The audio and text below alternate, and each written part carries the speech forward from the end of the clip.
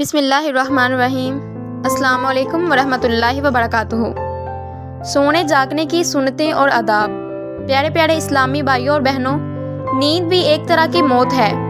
جب بھی ہم سونے لگیں تو ہمیں ڈر جانا چاہیے کہ کہیں ایسا نہ ہو کہ آنکھ ہی نہ کھلے اور ہمیشہ کے لیے ہی سوتے نہ رہ جائیں۔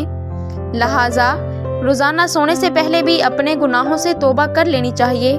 اگر ہم سنت کے مطابق دعائیں وغیرہ پڑھ کر سوئیں تو انشاءاللہ ہمیں سونے کا کچھ نہ کچھ فائدہ تو حاصل ہو ہی جائے گا۔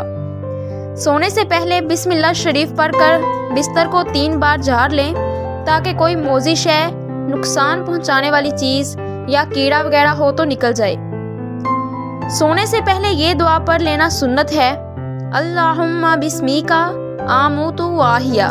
ترجمہ: اے اللہ پاک، میں تیرے نام کے ساتھ ہی مرتا ہوں اور جیتا ہوں، یعنی سوتا ہوں اور جاگتا ہوں۔ الٹا یعنی پیٹ کے بل نہ سوئیں۔ حضرت ابو ہریرہ رضی اللہ تعالیٰ عنہ سے مروی ہے کہ حضور پاک صلی اللہ علیہ وآلہ وسلم نے ایک شخص کو پیٹ کے بل لیٹے ہوئے دیکھا تو فرمایا، اس طرح لیٹنے کو اللہ پاک پسند نہیں فرماتا۔ دائیں کروٹ لینا سنت ہے۔ تاجدار مدینہ صلی اللہ علیہ وآلہ وسلم جب اپنی خوابگاہ تشریف لے جاتے تو اپنا سیدھا ہاتھ مبارک سیدھے رخسار شریف کے نیچے رکھ لیتے۔ کبھی چٹائی پر سو جائیں تو کبھی بستر پر اور کبھی فرش زمین پر ہی سو جائیں۔ جاگنے کے بعد یہ دعا پڑھیں: الحمدللہ الذی احیانا بعدما اماتنا والیہ النشور۔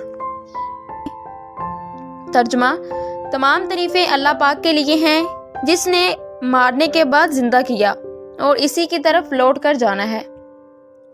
امید کرتی ہوں کہ میری بات آپ کو سمجھ آ گئی ہوگی اور اللہ پاک ہم سب کو ان سنتوں پر عمل کرنے کی توفیق عطا فرمائے۔